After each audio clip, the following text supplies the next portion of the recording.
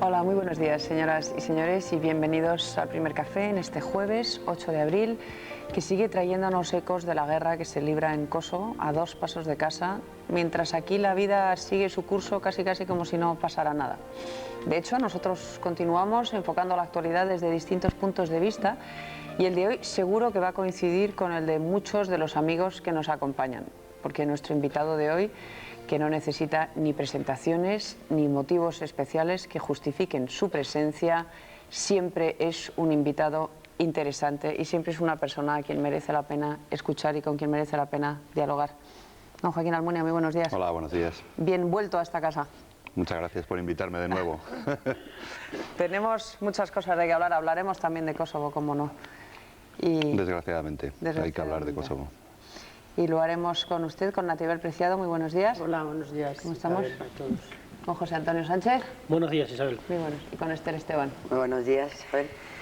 Pues empezando por lo más terrible y por lo más sangrante que tenemos en la actualidad, don Joaquín, ¿cree usted que el gobierno y la oposición, los líderes políticos de este país en general, por supuesto a cada cual en proporción a su nivel de responsabilidad, están a la altura de las circunstancias? ¿Están ejerciendo el liderazgo que demanda la sociedad ante una catástrofe de estas proporciones?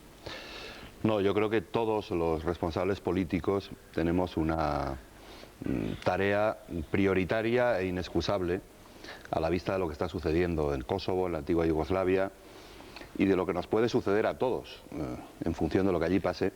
Tenemos la responsabilidad de explicar, no solo con imágenes, que son las que nos llegan, sino con argumentos, por qué está sucediendo esa enorme tragedia, quiénes son los causantes, los culpables, por qué es inexorable como último recurso, pero como el único recurso ya posible, una intervención como la que se está realizando por parte de las fuerzas de todos los países de la OTAN, entre otros España, y cuáles son las exigencias que tenemos que plantear al dictador Milosevic, que es el auténtico causante de toda esta enorme tragedia, cuya dimensión va a superar la actualidad de unos días y el devenir de los próximos meses. Desgraciadamente la tragedia tiene ya unas proporciones tales que, además de poner en peligro nuestra propia seguridad, no solo la de quienes están allí mismos en el terreno, va a requerir de unas actuaciones y de unas muestras de solidaridad durante los próximos años. Es imposible pensar que en pocas semanas, en pocos meses, se pueda arreglar y se puedan reponer los derechos humanos de cientos de miles de personas que están siendo pisoteadas y perseguidas por Milosevic. Por eso le preguntaba, perdona, pero por eso le preguntaba yo, es que desde fuera, desde un medio de comunicación, se tiene la percepción como de que a lo mejor esa tarea pedagógica, esa tarea de liderazgo, ¿no?, de llevar a la gente, de explicarle y de motivarle, pues está fallando un poco, que está fallando un poco la tarea de crítica o de valoración de lo que está haciendo la OTAN, de lo que está... no sé. Yo creo que hay que hacer un esfuerzo mucho mayor por parte, desde luego, de los responsables políticos, por parte del gobierno en primer lugar, que creo que está actuando a regañadientes como tal gobierno ante esta crisis. Yo creo que no se ha dado cuenta el gobierno de la proporción de la crisis a la que tiene que hacer frente y frente a la cual tiene que dar explicaciones y argumentos a la sociedad española. La oposición también, no me voy a quitar de en medio, tenemos que hacer un esfuerzo mayor que el que hemos hecho hasta ahora, y para ello hay que utilizar los instrumentos que tenemos en nuestro campo de actuación, a nuestro alcance. Por un lado, el Parlamento, que creo que tiene que jugar un papel mucho más activo. Lo estamos pidiendo y creo que tenemos que llegar todos a la convicción. No es un tema que deba dividir al gobierno y a la oposición. El Parlamento debe estar viviendo día a día el análisis de lo que está sucediendo, la obtención de consecuencias, de conclusiones y de pautas de actuación. Y luego yo creo que ustedes, los medios de comunicación, tienen también que prestarnos su colaboración y prestar la colaboración a todos los ciudadanos, ¿no? Yo conecto en estos días en medios de comunicación, televisiones de otros países. Creo que en general los medios de comunicación de otros países, y en particular las televisiones, que son los medios de comunicación que más llegan a la gente, están haciendo un esfuerzo muy superior al que se está haciendo aquí en España. Sinceramente lo creo también. No, señor Almunia, independientemente de esto, si los medios de comunicación españoles lo hacen bien o lo hacen mal, ¿usted tiene la sensación que tenemos nosotros de que la OTAN que pilota su amigo Javier Solana ha actuado con una improvisación tremenda? Sobre todo viendo las imágenes que estamos viendo de los deportados. Mire, se decide actuar, pero no se ponen las medidas que van a venir. Yo creo que el tema es lo suficientemente serio como para que vayamos al fondo de las cosas. Quien no ha improvisado nada es Milosevic. Milosevic lleva 10 años, desde el año 89, lleva 10 años persiguiendo lo que, si no llega a ser por la actuación de la OTAN, estaría ya consiguiendo sin que nadie le hiciese frente, sin que nadie le pusiese obstáculos, que es una limpieza étnica de proporciones absolutamente descomunales, que afecta a millones de personas que están siendo perseguidas sistemáticamente mediante un plan programado por ese dictador, que quiere erradicar del territorio de la antigua Yugoslavia, en primer lugar de la actual República Federal Yugoslava, pero antes había actuado también en Croacia, en Bosnia, a todos aquellos que no se someten a sus dictados y que no pertenecen a su etnia o a su grupo humano, ¿no? Y eso es algo que ya no nos puede sorprender. Esa estrategia no está improvisada. La estrategia de Milosevic lleva 10 años. Y durante todos estos años hemos tratado desde la comunidad internacional, desde Europa, desde la Alianza Atlántica, desde la OSCE, desde todos los países democráticos, defensores de los derechos humanos, de tratar de evitar lo que ahora ha sido inevitable ya, que es una actuación militar para frenar a Milosevic. Se ha tratado por todos los medios de frenar esa estrategia que la tiene definida Milosevic y que la va aplicando paso a paso. Y ese es el auténtico nudo gordiano que tenemos entre todos que desanudar. No confundamos el debate. El debate es, hemos intentado la vía diplomática. No ha funcionado porque no ha querido que funcione Milosevic. Hemos tratado de resolver los problemas sin abordarlos de manera global. Hemos tratado de resolver el problema de Bosnia, que parecía que estaba en vías de solución, pero que ahora puede otra vez reabrirse, desgraciadamente. Hemos tratado de resolver el problema de Croacia, donde se produjeron ataques despiadados contra poblaciones enteras y operaciones de limpieza étnica y de desplazamiento de gentes masivas. Hemos tratado de convencernos todos de que la crisis de Kosovo, que se veía venir, la podríamos evitar de alguna forma. No se ha podido evitar. Lo que no puede evitar la buena voluntad de las gentes y el respeto por los derechos humanos de la inmensa mayoría de los ciudadanos del mundo es que haya un dictador como Milosevic que se decida a hacer algo que parecía impensable pero que está sucediendo. Es que quiere echar de su tierra a 2 millones de personas, a los albano-kosovares. El problema es que la limpieza étnica no se haga y además gratis. O sea, lo que se está planteando estos días es que los deportados están yendo a otros países, encima le vamos a hacer la limpieza étnica a Milosevic. Yo comparto su criterio. No, perdone, pero es que quien empuja a los albano-kosovares, sobre este fascista quien empuja a los albano-kosovares fuera de su tierra no es nadie que no sea Milosevic. No nos engañemos. Esos cientos de miles de personas que vemos en los campamentos en condiciones infrahumanas, que vemos en unas colas humanas de 35 kilómetros, como decía hoy una representante de ACNUR en una radio que he escuchado por la mañana, no huyen de nosotros, huyen de Milosevic. Y nosotros tenemos que hacer todo lo posible, todo lo que esté en nuestras manos, para que vuelvan a su territorio, para exigir a Milosevic que retire las tropas del territorio kosovar, que permita la entrada en ese territorio de una fuerza multinacional de paz, que a través de la garantía de esa fuerza multinacional de paz se creen las condiciones para que los cientos de miles de personas que se han visto obligadas a abandonar su tierra vuelvan, para que no tengamos que repetirnos durante los próximos 50 años la necesidad de resolver un problema de dimensiones equiparables a la del pueblo palestino, por ejemplo. ¿Cómo se hace, señor Almunia? Porque el problema de los bombardeos es que parece que no dan buen resultado y que además son métodos, bueno, hace... exactamente por estas fechas estaba bombardeando Budapest, estaban los nazis bombardeando Budapest. Quiero decir que tiene que haber algún método más eficaz, más moderno, menos cruento que la guerra antigua, ¿no? Desgraciadamente no se ha podido encontrar, no hemos podido encontrar, la comunidad internacional, no hemos podido encontrar ninguna otra razón previa al último recurso. ¿Por qué, por ejemplo, de un bombardeo de unas instalaciones militares y de unos depósitos de gasolina y que generan, desgraciadamente, ¿Por qué los pérdida de americanos vidas resuelven humanas. mejor estos problemas en Centroamérica o en el resto del En continente? Centroamérica han muerto también miles de menos, personas. que hacen, y utilizan métodos mucho más eficaces, no sé por qué. Entrar en un país, sacar al dictador Por y ejemplo, o llevárselo en para Chile casa. también utilizaron métodos más eficaces.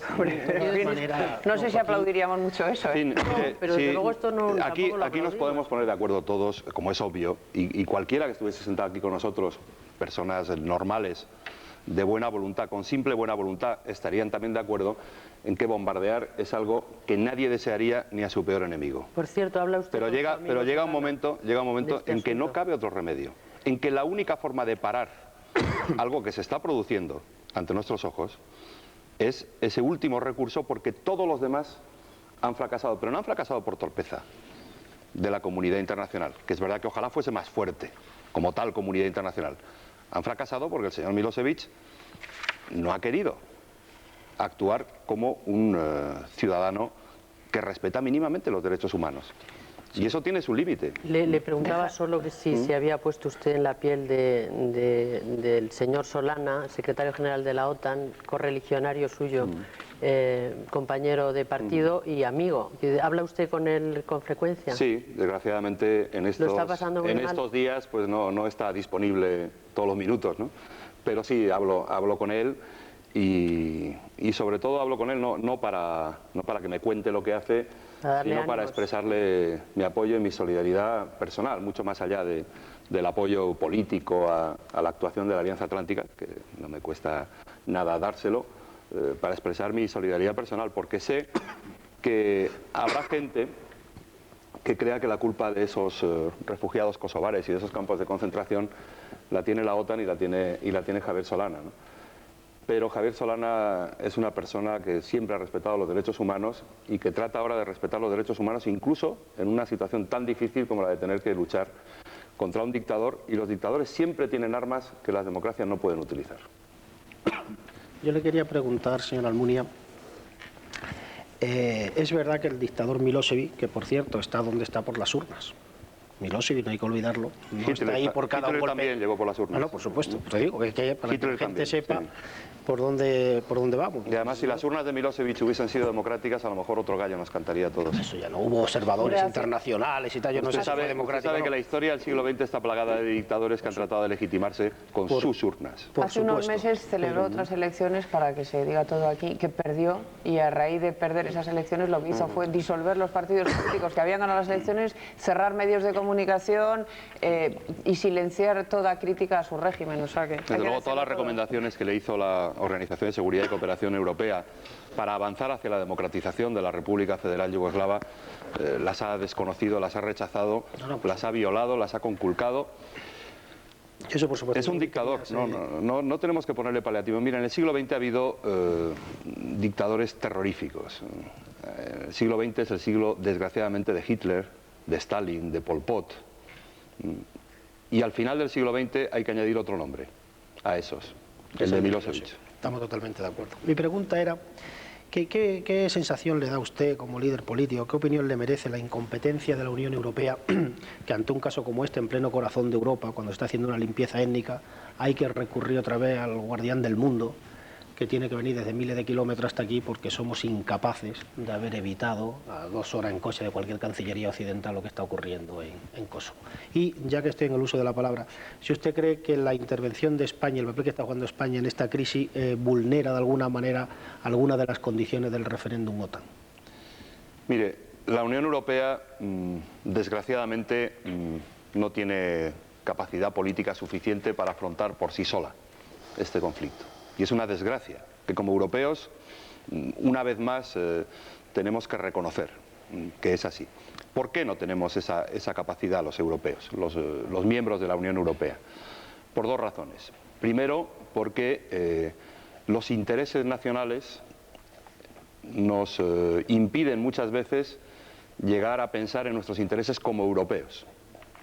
Y hay veces que tenemos que defender nuestros intereses nacionales en el conjunto de Europa, muchas.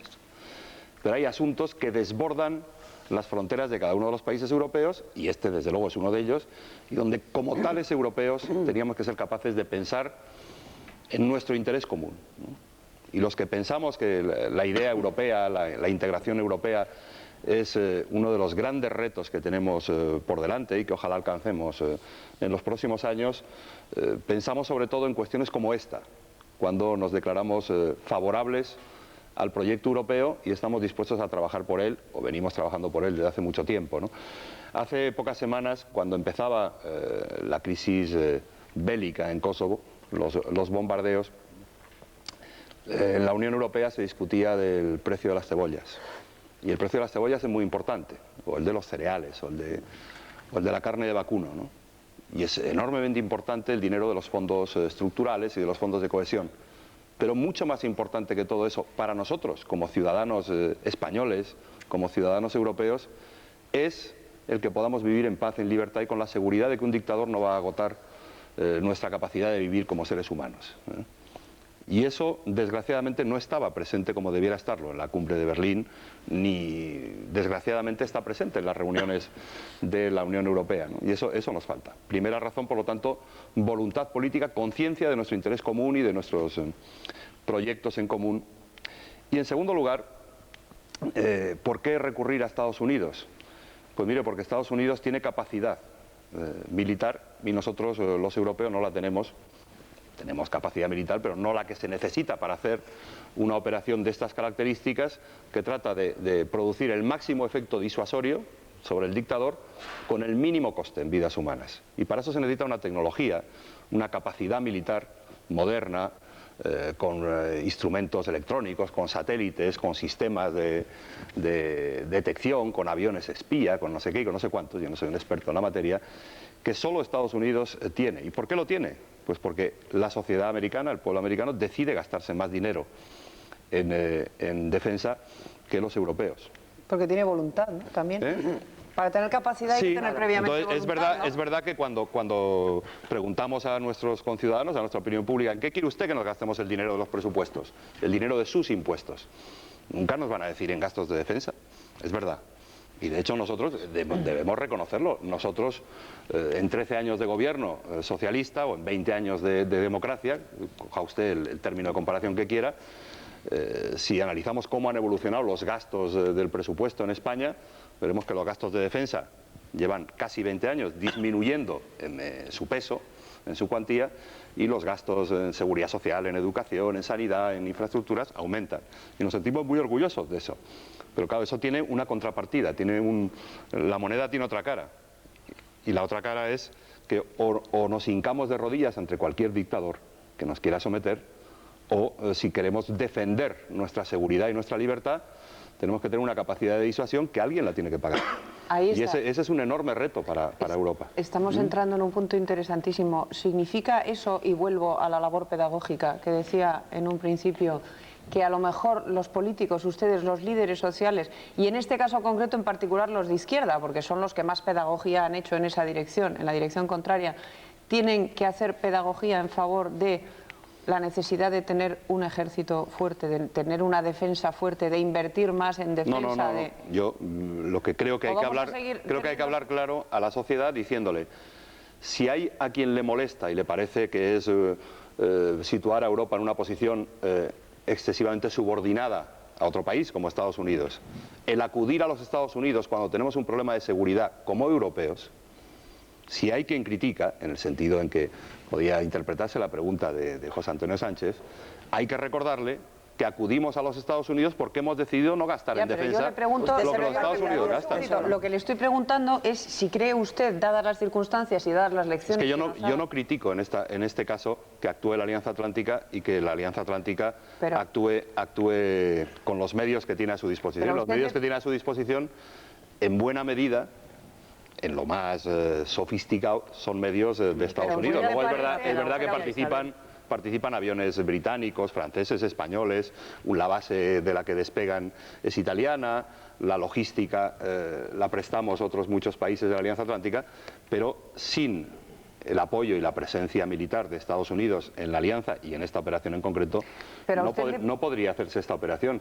Y las operaciones que podríamos hacer con nuestros medios militares, como europeos, tendrían un coste en vidas humanas incomparablemente superior al que está teniendo. ¿Pero a usted le parece justo y perpetuable en el tiempo que sean los Estados Unidos los que ejerzan de gendarme de la seguridad europea?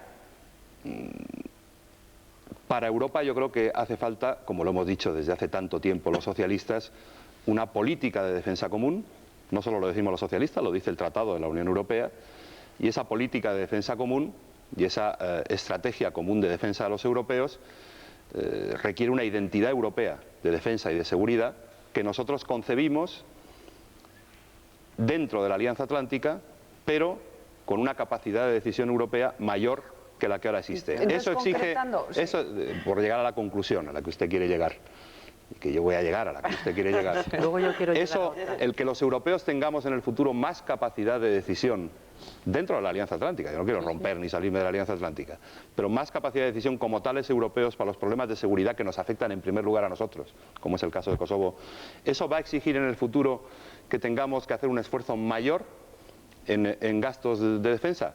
Sin duda, tenemos que optar entre tener más autonomía, con más gasto de defensa, o tener menos gasto de defensa, pero acudir a quien se ha decidido. Y ustedes no van a apoyar en el Parlamento eso. Claro. Es a lo que vamos, que es lo que ustedes pueden decidir es si votan o no votan a favor de eso en el Congreso, porque lo demás es una decisión mucho más colectiva. ¿Ustedes eso lo apoyarían en el Congreso? Yo creo que eso es una reflexión que tenemos que hacer el conjunto de los europeos. No me lleve a la política nacional todavía. Hombre, pero ya llegaré. Diciendo que aumentar los gastos de defensa, lo que yo entiendo... Pero antes hay que hacer, perdonen, antes hay que hacer algunas cosas. Mire, antes tenemos que decidir los europeos cómo queremos que sea nuestra política común de defensa, qué papel le damos a la Unión Europea Occidental, si integramos la UEO, la Unión Europea Occidental, dentro de la Unión Europea, como pensamos nosotros que debemos hacer, o no la integramos porque hay países, por ejemplo países neutrales que todavía guardan estatuto de neutralidad en la Unión Europea, que no ven esa fusión de la Unión Europea Occidental, un instrumento de defensa dentro de la Unión Europea. A partir de ahí tenemos que ver cómo se desarrolla la identidad europea de seguridad y defensa dentro de la Alianza Atlántica, que fue acordada hace unos años y que ahora en la cumbre de la OTAN, de dentro de pocas semanas, tiene que profundizarse y desarrollarse. Estamos en una reflexión que no ha acabado todavía, que es de enorme trascendencia, que va a condicionar buena parte del siglo XXI, que es cómo organizamos nuestra seguridad, no solo desde el punto de vista estrictamente militar, nuestra seguridad como ciudadanos, cómo protegemos nuestras libertades en un mundo totalmente distinto al que existía hasta el año 1989. Lo que me está diciendo, perdona Natibel, a la pregunta que le hace Isabel, ustedes dicen, si nos queremos defender solos, tendremos que aumentar los gastos de defensa. Yo lo quiero trasladar a su posición como partido político nacional. Si el PP lleva al Parlamento, puesto que es el gobierno, que es el partido que está gobernando, una propuesta para aumentar los gastos militares, ¿ustedes la apoyarían? No, primero tenemos que decidir los europeos y nosotros como tales europeos, en nuestro Parlamento español y en nuestra posición en las instituciones europeas, cuál es definitivamente de cara al siglo XXI nuestra política de defensa, nuestra estrategia de defensa y seguridad. Bueno, pero yo ¿Qué queremos que sea la estrategia europea de seguridad y defensa en el marco de la Alianza Atlántica, que no queremos romper? Y a partir de ahí será el momento de llegar a las decisiones más precisas que ustedes preguntan y que no es el momento de plantear. Es verdad que a ustedes les puede dar un titular, pero creo que estamos hablando de cosas más serias que un titular. Es que yo deduzco de sus palabras esto mismo. Es que nadie se acuerda de hacer, perdóname Isabel, nadie se acuerda de otra pedagogía, y es que no vamos hacia el desarme, no vamos hacia el control de venta de armas indiscriminada. ¿Quién ha armado a Milosevic? ¿Quién arma a los países, a los dictadores? En el caso de Milosevic yo creo que se sabe bastante. Bueno, en este caso puede que se sepa, pero España ha vendido armas a países en conflicto. Hasta el año 91 la Unión Soviética y ahora Rusia, que es su principal aliado. Ya, en otros casos de otros dictadores, España ha vendido armas a determinados países que están en guerra y a dictadores que se sublevan contra las democracias, etcétera, etcétera. Entonces, digo yo que alguien tendrá que hacer pedagogía del desarme y del control de venta de armas del ilegal. Desarme de Milosevic. Bueno, del desarme del futuro, quiero decir, no ahora mismo nos vamos a desarmar frente a Milosevic, pero digo yo que de eso también habrá que hablar. Yo creo que en el desarme, a raíz del final de la Guerra Fría, se han dado pasos extraordinariamente importantes. Pero de en estos repente años, parece como que se olvida. En la relación entre las dos grandes superpotencias se están dando pasos de desarme. Imagine, en el año 82-83 estábamos en la crisis de los misiles. discutíamos desde el bloque occidental y desde el otro lado del telón de acero cuántos misiles nucleares se colocaban en cada lado apuntando al otro, ¿no? Ahora no estamos en esa situación, creo que hemos dado avances importantes. Ahora queda un larguísimo camino por recorrer, porque el esquema de seguridad, entre comillas, que supuso la Guerra Fría, que era que las dos grandes superpotencias amenazaban tanto una a otra que ninguna se atrevía a atacarse, y todos los demás éramos simples satélites de una de las dos grandes superpotencias, es un esquema que ha desaparecido y que ha quedado una operación o una situación mucho más pacífica, mucho más tranquila en la relación entre Estados Unidos y Rusia, pero una serie de países, algunos con bombas nucleares, como puede ser el caso de India, Pakistán u otros con ejércitos extraordinariamente bien equipados, como es el caso de Milosevic y de la República Yugoslava, que son un peligro y ante lo cual la comunidad internacional no tiene una respuesta definitiva sobre cómo responder en una estrategia de seguridad alternativa a la de la seguridad basada en el temor nuclear. Señor Almunia, perdona un segundo, es que no, me gustaría precisar que aquí de lo que se trata no es de buscar un titular, sino de, en la medida de lo posible, hablar de cosas que estén dentro de nuestro control. Es decir, a mí me parece estupendo que hablemos de Milosevic tal, pero hay cosas que están... Yo creo que la pedagogía es importante, ¿no? Sin duda, ¿no? Llevamos 20 minutos haciendo pedagogía, pero hay cosas que se están diciendo poco en España. Sí, y creo que hay que repetirlas porque la inmensa mayoría de la gente... Pero la pedagogía también se hace por la vía de los hechos. Pero la inmensa mayoría de la gente creo que agradece de ustedes y de nosotros, de todos, que en la medida de lo posible expliquemos por qué se llega a este conflicto, qué hay detrás de este conflicto y cómo se puede de verdad afrontar un conflicto de estas proporciones y de esta naturaleza. Ayer tuvimos en este programa a don José María Mendiluce y estuvimos hablando toda la hora desde su experiencia de lo que está ocurriendo allí. Yo quería preguntarle muy concretamente, porque una vez más esto vuelve a estar dentro de su control. ¿Ustedes apoyarían al gobierno en el caso de que la OTAN decidiera desplegar tropas y en el caso de que el gobierno español decidiera respaldar el despliegue de tropas terrestres en Yugoslavia? ¿Ustedes respaldarían el despliegue de tropas terrestres, incluidas tropas españolas en Yugoslavia, en Yo Kosovo? creo que no hay que estar anticipando acontecimientos, hipótesis que no sabemos si se van a verificar o no, pero en todo caso, ¿qué es imprescindible? ¿Qué es lo que nosotros creemos imprescindible? Desplegar en Kosovo una fuerza multinacional de paz. Una fuerza que tiene que ser militar, no solo militar, pero si no hay militares que garanticen la paz, no pueden actuar otro tipo de organizaciones humanitarias. Ese despliegue no solo es que lo apoyaríamos, es que lo exigimos. Para que se produzca, ¿qué tiene que suceder? Que Milosevic dé un paso atrás con sus tropas, que retroceda. Y creo que todos deseamos que se produzca ese retroceso de Milosevic, no una treta de alto el fuego, como decía ayer, antes de ayer, sino un retroceso de su ejército que salga fuera de las fronteras de Kosovo, para que la entrada de tropas multinacionales en son de paz y con una misión de paz no se produzca por la fuerza, sino que se produzca porque hemos conseguido doblegar la voluntad del dictador. Leí ayer unas declaraciones de Felipe González que lo decían mucho más claro, en mi opinión, que lo que está puntualizando ahora. Felipe González decía que si era necesario para parar a Milosevic, él apoyaría la entrada de tropas terrestres, no en esa misión como lo está planteando usted, sino si él no accede, hacerlo por la fuerza. Sí, usted también conozco las declaraciones de Felipe González. ¿Usted también estaría de acuerdo en hacerlo por la fuerza, si es que Milosevic no accede a que esas tropas entren en misión de paz? Yo creo que todos deseamos que no haya que utilizar más fuerza que la estrictamente imprescindible para doblegar la voluntad de Milosevic. Señora Almunia, y luego ya cambiamos de tercio. Hacía usted referencia antes al despliegue de los euromisiles, que me ha recordado a mí que fue la primera desautorización que padeció el entonces ministro de Asuntos Exteriores, don Fernando Morán, porque don Felipe González apoyó el despliegue de los euromisiles a los principios de los 80. Pero mi pregunta no es esa.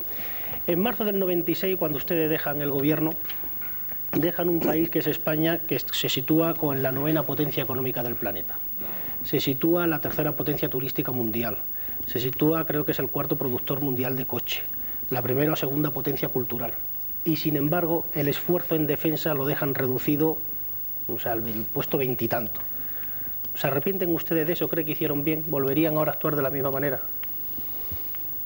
Yo no me arrepiento de lo que hicimos. Creo que sustancialmente el dinero que gastamos se nos acusaba de gastar demasiado dinero. Entonces, creo que lo gastamos en lo que había que gastarlo, en la España de los años 80 y de la primera mitad de los 90. Lo gastamos en educación, lo gastamos en sanidad, lo gastamos en pensiones, lo gastamos en infraestructuras lo gastamos en reducir desigualdades territoriales. Creo que eso era lo que necesitaba España. Hay muchas cosas que estaban sin hacer cuando nosotros llegamos al gobierno y que ahora están hechas. Y ojalá nadie, ni siquiera los que hoy nos gobiernan, las destrocen o las deterioren. Porque creo que son logros que toda la sociedad, no solo quienes nos han votado a nosotros, toda la sociedad española quiere preservar. A partir de ahí ya no hay que volver a hacer lo mismo en el futuro. ¿Hay que modernizar nuestras Fuerzas Armadas? Sin duda. Ahora, la pregunta que nosotros venimos haciendo en los últimos 3 años es si para modernizar las Fuerzas Armadas no hubiese sido más lógico, no hubiese sido preferible dedicar dinero a modernización tecnológica, a inversiones, en mejor equipamiento, en vez de gastarse el dinero como nos vamos a tener que gastar en el tipo de ejército profesional que ha diseñado este gobierno a rastras de sus socios parlamentarios. Con el programa FACA y la construcción del Príncipe de Asturias, del portaaviones, y después no hubo más grupos de combate. Don Joaquín, si le parece, a modo de transición hacia la política nacional que inevitablemente tenemos que tomar, díganos qué le parece la postura que está tomando Izquierda Unida ante este conflicto. Pues no estoy de acuerdo, evidentemente, con la postura de Izquierda Unida. Creo que Izquierda Unida debiera aprender a distinguir a un dictador como Milosevic de un político demócrata. Debiera aprender a distinguir. Aunque Milosevic sea un antiguo comunista. Debieran haber aprendido ya de la historia del siglo XX y de la historia del comunismo de que puede haber comunistas dictadores. Desgraciadamente los ha habido. Y desgraciadamente Milosevic, que ahora no sé si se reclama o no del comunismo, es un dictador. Y debieran aprender a separar los dictadores del resto, se llama el dictador Pinochet o Milosevic. Y estas son las cosas que, digamos, dificultan un entendimiento entre ustedes e Izquierda Unida, efectos de pactos de gobierno, pactos de legislatura, pactos, no sé, los municipales, me imagino que no. Para política nacional europea, sin duda. Este es uno de los elementos de fuerte discrepancia de Izquierda Unida, no ya con nosotros, con el resto de las fuerzas políticas europeas, me atrevo a decir, porque hay poquísimos partidos en Europa, poquísimos líderes políticos en Europa que discrepan de lo que se está haciendo ahora por parte de los países europeos que formamos parte de la Alianza Atlántica, ¿no? Está Le Pen, está Anguita, algunos viejos comunistas italianos, algún político francés. Hoy hay un artículo de Régis Debray, que es un intelectual que fue político, pero en general la inmensa mayoría de los responsables públicos políticos en Europa, intelectuales, están a favor de algo en lo que el señor Anguita se opone, incluso lo califica en términos muy duros, ¿no? Por lo tanto, no es una discrepancia con nosotros, es una discrepancia con la inmensa mayoría, creo yo, ¿no? ¿Y para pactos municipales? Bueno, hay elecciones municipales el 13 de junio, dentro de poco más de 2 meses. Por eso. La política municipal es muy distinta a estas cosas que estamos hablando. La política municipal tiene que ver con el alcantarillado, con el alumbrado, con el asfaltado de las calles, con el tráfico, con el desarrollo de la cultura en los municipios, con la vida cotidiana de los ciudadanos, y ahí la experiencia nos indica que en los últimos 20 años, que estos días estamos celebrando los 20 años de los ayuntamientos democráticos, en la mayor parte de las ocasiones nos hemos podido entender y hemos podido gobernar juntos y hemos podido hacer cosas juntos porque en política urbanística o en política de transportes públicos pues tenemos muchas más coincidencias que discrepancias, ¿no? Y no solo las tenemos con Izquierda Unida, con otras fuerzas políticas con las que también hemos podido llegar para dar estabilidad a gobiernos municipales, a acuerdos estables, ¿no?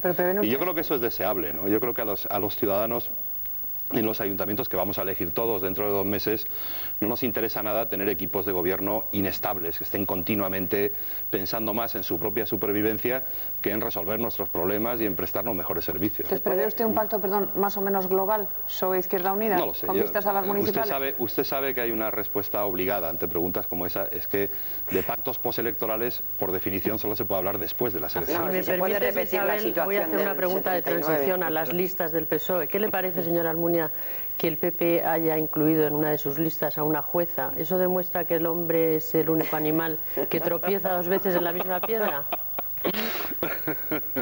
Yo no quiero llamar animal a nadie, ni siquiera a nadie. No, al hombre en general, incluido hombres y mujeres. A ninguno de mis colegas políticos. No, alguien recordaba ayer la cantidad de improperios que surgieron de boca de los portavoces más autorizados del Partido Popular, incluido el señor Álvarez del Manzano, cuando el Partido Socialista decidió llevar un juez O algunos jueces en sus listas, ¿no? Eso era por su bien. No, hemos llevado jueces que no solo se llaman Baltasar, hay otros que se llaman de otra forma. Uy, ¿por qué se acordaba usted de ese, precisamente? Porque era el que estaba pensando Nativer cuando me hacía la pregunta. Bueno, ¿usted cómo lo sabe? Y Ahora ya pasamos a las otras generales. Tenemos a una magistrada como Teresa Fernández de la Vega, en excedencia, por supuesto, que es la secretaria general del Grupo Parlamentario Socialista, ¿no? Sí, Por lo sí. tanto, nosotros no tenemos nada contra la posibilidad de que un juez o una jueza decida pedir la excedencia y se dedique a trabajar en política, igual que lo puede hacer. Incluso yo deseo que lo hagan muchos ciudadanos que tienen profesiones de lo más variadas, ¿no? No creo que la profesión de político, la tarea de representar políticamente a los ciudadanos, tenga que estar reservada a quienes son licenciados en Historia o maestros de GB, ¿no?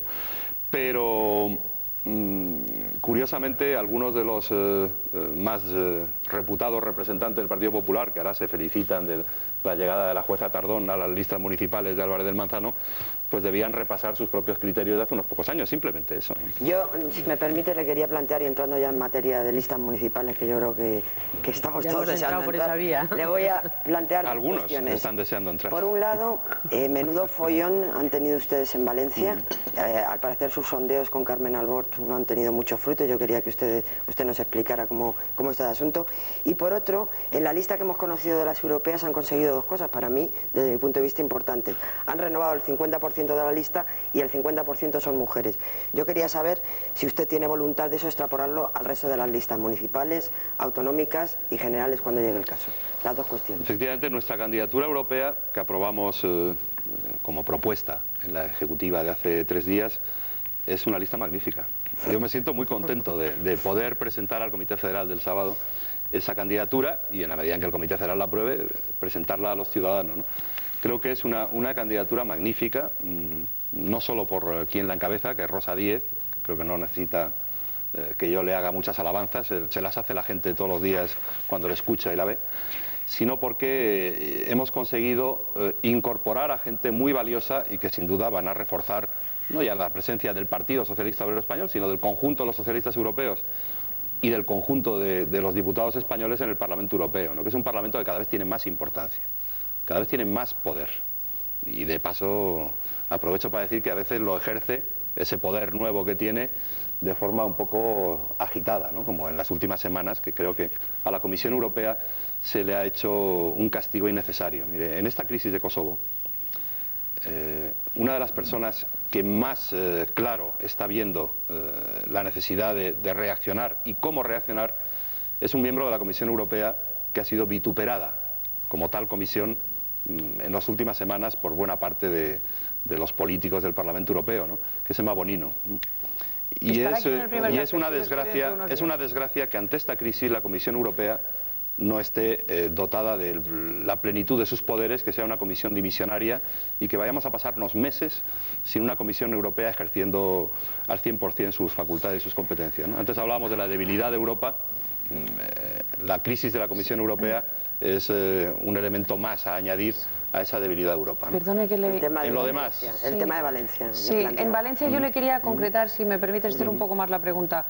Ayer el señor Borrell dijo que él hubiera preferido a Romero en lugar de Asunción como candidato a la Generalidad Valenciana, porque al fin y al cabo era el que había ganado las primarias. ¿Usted coincide en esa opinión? Mire, ayer el Comité Nacional del Partido Socialista del País Valenciano, de nuestra federación allí en el País Valenciano, ha propuesto a Antonio Asunción como candidato. Hombre, yo hubiese deseado que no hubiesen tenido ningún problema los socialistas valencianos, ni a la hora de hacer lista, ni a la hora de desarrollar su tarea, quienes ya habían sido propuestos como candidato, ¿no? Además propuestos por unas elecciones primarias, ¿no? No estoy nada satisfecho cada vez que se produce una noticia de un problema, una crisis, aunque sé que en todos los partidos son inevitables, ¿no? Más en momentos en que se acercan las elecciones y tal. Es inevitable, pero a mí no me gustan. Y todo lo que esté en mi mano hacer para evitar ese tipo de crisis, pues trato de hacerlo, ¿no? A veces con éxito y a veces sin éxito. A partir de ahora, Antonio Asunción es la propuesta de los socialistas valencianos, ha recibido un apoyo bastante importante del Comité Nacional del partido. El sábado estoy seguro que el Comité Federal lo va a ratificar como candidato y a partir de ese momento Toni Asunción es el candidato de todos los socialistas valencianos y del resto de España, y ojalá consigamos entre todos que saque el mejor resultado de los posibles, ¿no? Una cosa que se refiere a Asunción y a todos los demás, ¿quién debe, y a la crisis que ha desencadenado el problema en Valencia, quién debe tener la última palabra en la elaboración de una lista? ¿El candidato, el cabeza de lista elegido en las primarias o en la dirección del partido local? No, la última palabra la tienen, según nuestro modo de funcionar en el partido, y tratamos de que sea un modo democrático, el órgano máximo del nivel correspondiente. Es decir, sobre la lista al Parlamento Valenciano, a las Cortes Valencianas, la última palabra la tendrá el Comité Federal del partido el próximo sábado. Ahora, ¿quién debe elaborar la propuesta? Bueno, cuando hemos optado por un procedimiento de selección de candidatos, de cabezas de candidatura por primarias, a esas cabezas de candidatura hay que escucharles. Ahora, es diferente el modo de escuchar a la cabeza de candidatura, al candidato o candidata, en una lista municipal que en una lista autonómica o nacional, ¿no? ¿Por qué? Porque en la lista municipal todos los que formarán parte con ese candidato alcalde de su gobierno tienen que ser previamente elegidos como concejales. Y por lo tanto, la lista de concejales prefigura la composición del gobierno de quien al final vaya a ser elegido alcalde, ¿no? No puede elegir a un responsable de tráfico fuera de quienes han sido elegidos concejales en su lista o en la de los partidos que le apoyan. Y en cambio, en un sistema parlamentario, como es el caso de las asambleas autonómicas y los gobiernos autónomos o de la política nacional, quien es elegido después, investido presidente, puede seleccionar fuera del Parlamento a los miembros de su gobierno. Por lo tanto, ahí hay una diferencia que hemos tenido en cuenta en nuestro procedimiento interno, ¿no? El papel de los candidatos municipales a la hora de elaborar las listas es mayor que el papel de los candidatos autonómicos o... O sea que en la elaboración de las listas generales usted va a tener que decir tanto como Borrell, no, yo no, o Borrell tanto como usted, no, o uno un poco más y otro un poco menos. Usted me creerá o no, pero nuestro procedimiento de elaboración de listas es muy democrático. Por lo tanto, ahí la propuesta de las listas surge de los comités provinciales, en el caso de una circunscripción provincial, y después pasa por el órgano respectivo de la provincia y de la comunidad autónoma, y por unas comisiones de listas regionales, y después viene una comisión federal de listas, donde hay miembros del comité federal y otros de la dirección del partido, y al final los aprueba un comité federal compuesto de 200 y pico personas. Por lo tanto, es un procedimiento muy complicado. Yo entiendo que es mucho más fácil el procedimiento del dedo, ¿no? El que una persona dotada de la inspiración divina vaya decidiendo con el dedo, este sí, este no, esta sí, este no. La lista de las pero al final, fíjese, a pesar de que los procedimientos democráticos en esto, elaboración de candidaturas y en tantas otras cosas, pueden parecer a primera vista más difíciles de llevar a cabo, más complejos, incluso a veces más conflictivos, en última instancia son mucho mejores. Pues tiene usted algún compañero ilustre presidente autonómico que no está de acuerdo con eso. Almunia, pero una cuestión, ahondando en lo que dice Isabel San Sebastián, y con independencia de todo este trámite de listas y de comités y tal, yo le quería preguntar, ¿quién manda en el PSOE? Mucha gente. Somos un partido democrático. ¿Por qué tenemos que vivir? ¿No? Y hay cargos. Pero ¿por qué tenemos que vivir en la cultura del mando universal y unipersonal, ¿no? Ustedes sabrán por qué. No, pregunto. Cuando en el Partido Socialista nadie dudaba que la capacidad de influencia de Felipe González, en segundo lugar de Alfonso Guerra, era casi 100%, casi total, se nos criticaba mucho entonces de tener un partido excesivamente volcado en la voluntad de una o todo lo más de dos personas, ¿no? Y esa fue una época, desde mi punto de vista, muy fructífera, pero que por la naturaleza de las cosas da paso a otros momentos y a otras épocas como esta, en que la dirección del partido, donde existe un secretario general, que es quien les habla, y unos responsables de áreas, de una dirección del partido, y luego un candidato elegido en unas elecciones primarias, eso da como consecuencia, o da como resultado, pues un esquema de dirección bastante más colegiado que el esquema anterior, ¿no? Ahora en el Partido Popular dicen que solo manda Aznar, ¿no? Y probablemente sea cierto. Aznar manda sobre todos los hombres y las mujeres del Partido Popular, y sobre todas las decisiones él dice la última palabra y nadie le osa expresar un argumento en contra, ¿no? En voz baja de vez en cuando se oyen críticas, y ¿por qué Aznar habrá puesto a Piqué? ¿Y por qué se ha cargado a Cascos? ¿Y por qué confía tanto en tal o en cual? Pero en público nadie se atrevería a decirlo, porque sabe que el dedo de Aznar le saca fuera del terreno de juego, ¿no? Fuera del cuadrilátero. Ahora, esperemos dentro de algún tiempo. ¿Qué consecuencias va a tener eso sobre un partido político, sobre el Partido Popular en este caso, sobre cualquier otro. Las tendría y no son positivas, créame. Yo creo más... Porque es el presidente elegido, como usted es el elegido también secretario general. Yo creo más... No, de mí se olvida la gente que soy elegido. De mí dicen que siempre suelen decir que soy designado. Yo fui elegido en un congreso. Pero yo creo más en los procedimientos democráticos que en los procedimientos digitales. Señora Almunia, me gusta lo digital en la televisión. Bueno, pero fue usted en cambio en política me gusta la democracia. En el Congreso del PP, por el voto de los compromisarios, ¿no? Nos quedan 4 minutos y hay 2 preguntas que yo no quiero que se nos queden en el tintero. Una se refiere precisamente al señor Piqué, al caso Piqué, a la comisión en el Congreso y luego al caso, a las acusaciones estas que ha lanzado el PP sobre el señor Borrell. ¿Así son ustedes los políticos conscientes de la imagen de putrefacción que están transmitiendo a la sociedad española sobre lo que es la política, ¿no? Que es un auténtico... No, yo lo que pediría es que no nos comparen a todos los políticos con el mismo rasero, ¿no? Porque yo no soy una sociedad anónima. Yo soy una persona física que hace su declaración de la renta igual que el resto de los ciudadanos normales. Yo no tengo un piso en leasing. Yo no tengo segunda residencia. Y llevo muchos años en el Parlamento y en la política. Y he estado muchos años en el gobierno, ¿no? Los políticos no somos iguales. Hay políticos y políticos. Y creo que lo que sí hay que exigir es que quienes hace unos pocos años trataban de establecer en la vida política unos criterios, unos raseros para medir el comportamiento de los socialistas muy exigentes, que yo estoy de acuerdo además en que los políticos tenemos que cumplir criterios muy exigentes en cuanto a la transparencia de nuestras cuentas, de nuestro patrimonio, de nuestros ingresos, de nuestras actividades, estoy totalmente de acuerdo. Ahora se lo tienen que aplicar a ellos. ¿Piqué es un corrupto, en su opinión? ¿Piqué es un corrupto? Piqué es una persona cuyo comportamiento fiscal como contribuyente me parece imposible de cohonestar con su carácter de ministro del gobierno español. Creo que un ministro no puede ser una persona jurídica a la hora de pagar impuestos. Creo que tiene que contribuir como cualquier otro contribuyente que gana un sueldo. Pero porque el ministro tiene un sueldo... ¿Incluido con carácter retroactivo? Yo creo que hay, además de Piqué, algunos otros ministros que son personas jurídicas en el gobierno español. Y creo que el gobierno nos debe una explicación a todos los contribuyentes. ¿Y eso es corrupción? No al Partido Socialista, a todos los contribuyentes. Y ahora que se acerca la declaración de la renta, no solo hay elecciones sino declaración de la renta, creo que antes de que se empiecen a vender los impresos de la declaración de la renta, el gobierno tiene que dar una explicación sobre el comportamiento fiscal de sus miembros. ¿Ustedes lo hicieron alguna vez cuando eran gobierno? Por supuesto. ¿Sí? Mire, yo cada vez que me han pedido los medios de comunicación la fotocopia de la declaración de la renta se la he enviado, no tengo nada que ocultar porque el sueldo de un diputado está en el boletín oficial. Y una última pregunta, que se nos acaba el tiempo. ¿Usted cree como Ibarretxe que el pacto de Ajuria Enea Qué está pena obsoleto? que se nos acabe el tiempo ahora. Mira, esto de Piqué estaba bien. Mire que yo le decía que había que hablar menos de Kosovo y más de política nacional, pero usted esto no es política nacional, no lo otro que querían saber ahí de las listas. Esto. El pacto ¿El pacto de Ajuria Enea está muerto, como dice Ibarretxe? ¿Hay que sustituirlo por otro foro? Mire, la letra de los acuerdos de Ajuria Enea, que fueron firmados en enero del 88, tiene plena vigencia.